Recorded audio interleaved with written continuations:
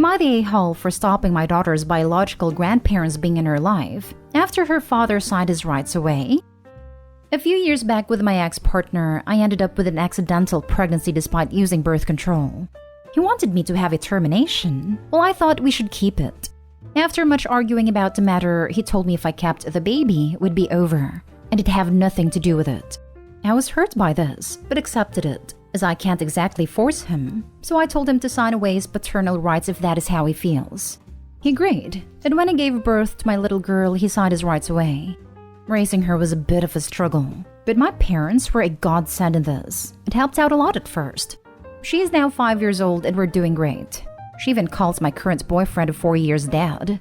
It seems lately my ex-partner's parents have been putting a lot of pressure on him to have children, but he doesn't want to, so he revealed to them that my daughter exists. I'm aware of this, as he keeps trying to message me to convince me to let them see her. He has even turned up at my house once with them, and when I told him he signed his rights away and has no right to her, and that by law none of the three of them are related to her, he threatened to take me to court, which led me laughing and slamming the door in his face. I do feel a bit guilty over his parents. This isn't their fault. But at the same time, she's only their grandchild by blood, and he had no right, in my opinion, to use my daughter to try and feel their desire for a grandchild. Is it wrong of me to keep them away when I could just keep him away? I just worry this would be confusing to her, and they'd eventually try to make her bond with my ex as a father figure. Now for the top comments. Not a home. At the moment he signed his rights away, they stopped being your daughter's grandparents. You don't owe them anything. If you had a close personal relationship with them independent of the one with your sperm donor, you'd be totally within your rights to foster that child-grandparent relationship. But you do not owe them that. Let him take you to court so the judge can laugh him right back out of it. Added for clarity, this is a judgment on the level of a-hole you'd be for denying grandparents access to the child. It is not legal advice. If a court says you're required to let them interact, that's one thing. That is not what this judgment is discussing. Don't assume that you know how it will work in OP's jurisdiction. The only one who could competently say that is a family court lawyer that practices where OP lives. Correct. Some places, like mine, have grandparents' rights and they can be given visitation.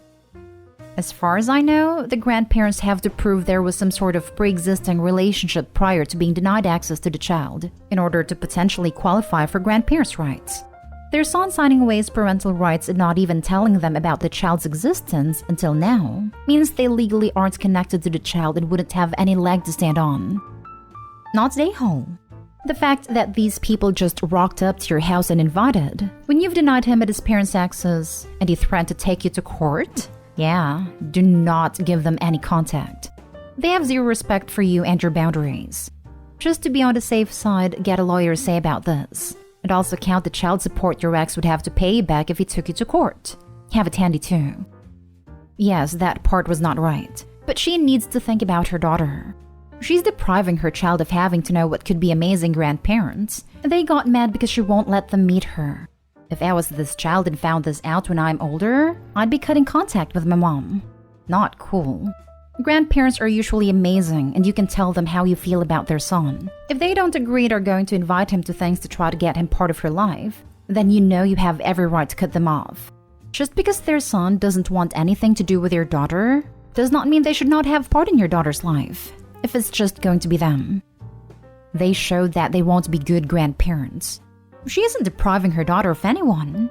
They showed up to her house and invited after years of no contact, expecting to see a child that is a stranger to them just so they can play grandparents. How you can think those are good people is beyond me. Next story. Am I the a-hole for telling the man who raised me that he is not my dad anymore?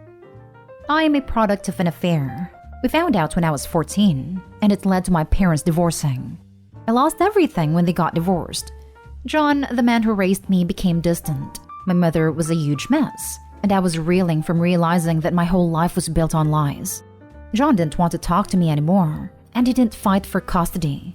He made me move with mom. He didn't even talk to me once. He watched me cry and beg to stay, and I was on his side. I hated mom and begged him to let me stay, but he didn't want me there. He paid child support because it was his name on my birth certificate, but that was it. He disappeared from my life and I lost the side of the family too. My aunts and uncles, grandparents, and cousins. My mom didn't have a lot of relatives, and I had been closer to his side of the family. I had been really angry with my mom, but she was there for me. I lashed out and was not a good daughter, but she was the only one I had, so I forgave her. I know what she did to John was awful, but my mother loves me and that is not something I can say about John, and I needed someone in my side. I really tried to get in touch with him. I tried calling him and tried to meet up with him. He didn't respond. He sold the old house and moved away, and his parents didn't even want to see me. I was really broken and felt really guilty, and I needed a lot of therapy to gain some balance and healthy coping mechanisms. It has been 6 years, and now he's trying to contact me. I met up with him because even though he ghosted me, I still had fond memories with him and I wanted to see him. He has gotten married again, and he seemed to be happy. I referred to him by his name, and he said he didn't like it and mentioned that it made him really uncomfortable because he saw me as his daughter. I told him that I didn't see him as dad anymore. He lost it and was very upset, and told me that he had made a mistake and he wanted to make up for it. I told him that I had already grown up and I really didn't need him anymore. He got even more upset. I felt uncomfortable and ended up leaving early. I feel like an a-hole because he is the main victim of what my mom did, but I don't really have any sympathy for him. I just see him as the person who couldn't give a damn about me. Not an a-hole. He abandoned you during a difficult time of your life and hasn't bothered to contact you for 6 years. Being family is a privilege that has to be earned, and he lost it. This. OP, I'm sorry you had to go through that. I'm sure it was incredibly painful and difficult, and good for you for seeking therapy and giving yourself the tools to cope. And look at how he describes this, that he made a mistake. Like, oopsie, let me throw OP away like a piece of trash.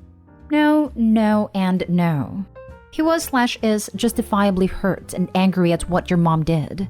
But he watched you cry for him and beg for a relationship with him, and still cut you out. He took a cold, calculated, deliberate actions to ensure that you could not contact him. He didn't give a crap how much he was hurting you. And now, only now when he wants something from you, does he reach out? Did he even apologize for what he did? Some crap can't be taken back, or forgiven, or described in simple terms like mistake. Not an a-hole. OP, he is not the main victim here. You are. Yes, he was badly hurt by your mom, but you were badly hurt by both of them. Not an a-hole. John had reasons to withdraw from your life, but he doesn't get to act like his behaviors have no consequences. The consequence here is that you grew up without him, and he's no longer your dad. Agree, not an a-hole. He could have given himself space, and effectively withdrawn from her life in a way that was healthy for both of them. At 14, she is old enough to understand that it's complicated. All it would take is a, honey, this isn't about you. I never want you to think that. I love you, but I need some time to deal with this. It makes no promises, it gives him the ability to leave, it preserves what you had, and it reiterates that it's a him problem. Not stay home. It's understandable that he was angry about an affair. However, it was inexcusable that he took his anger out on a child. You literally had no choice in the matter, and were completely innocent, yet you had to bear the brunt of his anger. Yes, what your mother did to him was horrible, but that in no way excuses what he did to you. His reaction when he met with you was telling.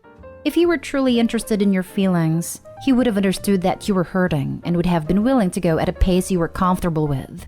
Instead, he made it all about him. He wanted to make up for a mistake, and therefore you have to forgive him right there and then to make him feel better. Nope, it doesn't work that way. It just showed that he is just as selfish as he was when he ghosted you when you were a child. Next story is titled, Am I the a-hole for telling my stepsister that her father should go to a nursing home? My mom married her husband when I was 24, and he made it very clear at a time that he did not want a relationship with myself or my 3 siblings. This was fine with us because we did not particularly care for him either, and made it known to my mother that while we are happy that she is happy, we will never see him as family. We are cordial to him and make sure to send cards on his birthday or at holidays, so as not to upset my mother. But for the most part, we do not speak to him or his children. My mom's husband was diagnosed with Parkinson's 8 years ago. While he remained in phase 2 for that time, he is gradually worsening. His falls are becoming more frequent, and he is becoming more forgetful. It is very sad to see, and I feel badly for my mother who is taking care of him. My siblings and myself have broached the subject of putting him in a care facility that specializes in caring for people with Parkinson's, and she said she wants to keep him home for as long as possible. Her choice. We support that, but are prepared to step in if necessary, which is now. 2 weeks ago, my mom's husband fell, and when she went to go help him up, he grabbed her and pulled her down, causing her to fall. When she fell, she broke her hip, and she has to have a hip replacement. My mother is now in the hospital and will be transferred to a rehab facility near her home. When she is able to be discharged, she will be going to live with my sister. My sister and myself are her designated healthcare representatives and her powers of attorney as well. So while she is in rehab, we are making all of her decisions. My brother reached out to my stepsister to let her know of the fall and that my mother was in the hospital. He said that he was at the house with my mom's husband, but thought that one of them should come down to take care of him, and explained that when my mother got out of the rehab, she was moving in with my sister. My stepsister basically told my brother that she isn't coming, and that he is our problem. So he informed her that if that was the case, he would call Adult Protective Services and have them place him in a facility. In the meantime, we are trying to find placement for him in a good facility, but explained that we would not be paying for that. My stepsister freaked out and called us heartless. I feel bad, but right now my mother is our main priority. Keeping her husband safe is really not our problem, but we are doing what we can to make sure that he isn't in a dangerous situation. Am I the a-hole for telling my stepsister that her father needs to go into a facility at their expense? Now for the comments. Not the a-hole. The situation should be a surprise to nobody, and yet your stepsister seems surprised. She's gonna have to step up. Stepsister. I'm not coming down. He's your problem now. Opie's brother. Well then, we're gonna call Adult Protective Services and have him placed in a care facility so he can get the help he needs. Also, stepsister. How could you? You're so heartless. Stepsister only has a heart when the situation goes her way. It's ridiculous. Being placed in a care facility is ultimately for her father's own good. If she doesn't think he's her problem, she shouldn't have a say in whether or not he gets put in a care facility. Not a home. This man made it clear that he didn't want a relationship with you or your siblings. I assume that means having you responsible for his care would also be a no-go. As long as you aren't dumping him off under an overpass, you're doing the right thing by finding a facility for him. The rest is up to his kids. I'm German, so I have no clue about legalities in the US. Would his wife/their mother be first in line to be liable for the cost of his care? Or would that liability go straight to the kids? Do the mother and husband have an estate that would be used up first? Now for the last story. Am I the a-hole for asking my son and daughter-in-law for a copy of the key to the new house they bought?